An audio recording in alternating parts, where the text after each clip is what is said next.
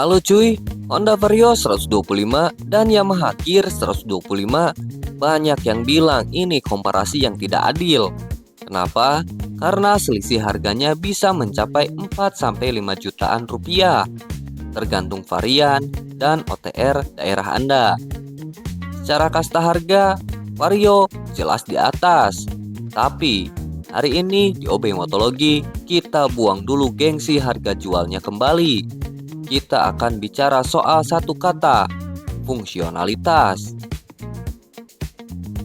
Banyak orang membeli motor 125 cc bukan untuk gaya-gayaan, tapi untuk mencari nafkah, untuk antar anak sekolah, untuk ke pasar, atau untuk ojol seharian. Pertanyaannya, apakah selisih harga jutaan rupiah pada Vario 125 itu worth it untuk fungsionalitas harian? Atau justru Yamaha Gear 125 adalah hidden gem yang selama ini diremehkan? Kita bedah faktanya tanpa memihak merek, murni kebutuhan. Mari kita mulai dari definisi fungsional. Jika fungsionalitas bagi Anda adalah kemampuan mengangkut barang di dek depan, Yamaha Gear 125 menang telak. Desain dek Gear dirancang cembung dan luas, mengakomodasi posisi kaki yang fleksibel bahkan untuk membawa galon atau belanjaan pasar. Ditambah fitur double hook atau gantungan barang ganda yang sangat truthful. Barang tidak akan melompat keluar saat kena lubang. Sementara Vario 125 desainnya sporty. Konsekuensinya deknya sempit. Lutut pengendara berpostur 170 cm ke atas, sering kali mentok di laci depan. Apalagi kalau bawa barang. Vario menuntut Anda duduk rapi. Gear membebaskan Anda duduk sesukanya. Tapi tunggu dulu, fungsionalitas bukan cuma soal galon. Bicara soal bagasi bawah jok, Vario 125 membalas dendam. Kapasitas bagasi Vario 18 liter, mampu menelan helm open face standar atau jas hujan lengkap plus sepatu ganti. Sementara Gear bagasinya kecil, helm tidak masuk. Jadi poinnya, Anda tipe bawa barang di depan, kurir atau belanjaan, pilih Gear. Atau tipe barang aman di dalam, untuk kantoran atau mahasiswa, pilih Vario. Masuk ke dapur pacu.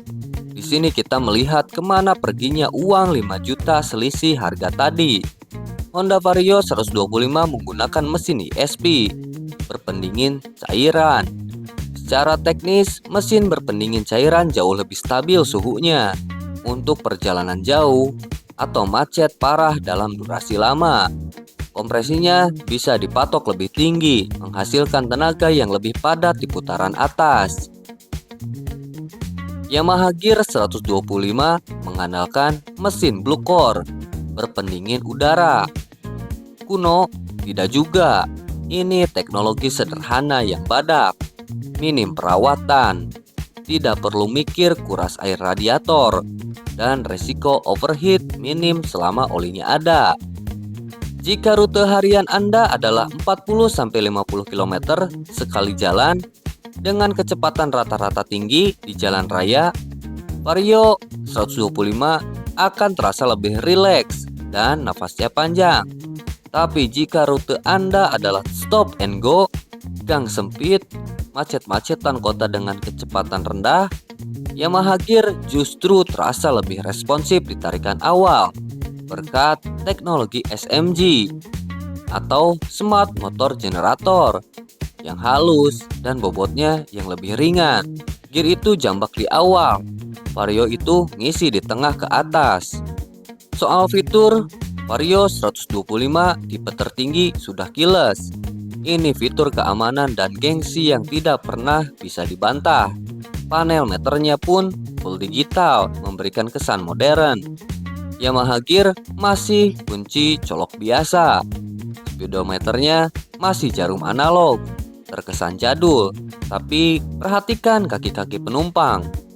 Yamaha Gear punya fitur sederhana tapi jenius, pijakan kaki anak. Ini detail kecil yang menunjukkan Yamaha meriset kebutuhan ibu-ibu pengantar sekolah. Di Vario, kaki anak kecil akan menggantung. Satu catatan kritis soal kenyamanan. Vario punya penyakit khas Matic Honda, jok yang cenderung keras dan isu geredek pada CVT di angkatan awal jika motor kotor. Yamaha Gear suspensinya sedikit lebih kaku, khas Yamaha, untuk kestabilan membawa beban, tapi busa joknya lebih sedikit empuk. Namun soal handling, Vario dengan pelek 14 inchinya terasa lebih mature dan stabil melibas tikungan panjang. Gear dengan velg 14 di depan dan ban belakang profil lebar, ring 14-nya terasa lincah, sangat agile selap-selip di kemacetan. Kesimpulannya, siapa raja fungsionalitas sebenarnya? Jawabannya tergantung siapa Anda. Pilih Honda Vario 125 jika Anda mencari moto all-rounder. Anda butuh status sosial, butuh bagasi helm, sering perjalanan jarak menengah sampai jauh, dan memikirkan resale value atau harga jual kembali yang bertahan kuat. Vario adalah investasi aman. Anda membayar lebih untuk teknologi radiator dan keyless. Pilih Yamaha Gear 125 jika Anda adalah pejuang jalanan sejati. Anda butuh kuda beban. Anda tidak peduli panel digital atau kunci keyless. Yang Anda butuhkan adalah dek luas untuk barang, mesin badak tahan banting, pijakan kaki ramah anak, dan sisa uang 5 juta yang bisa dipakai untuk modal usaha atau beli bensin selama 2 tahun. Gear adalah definisi value for money.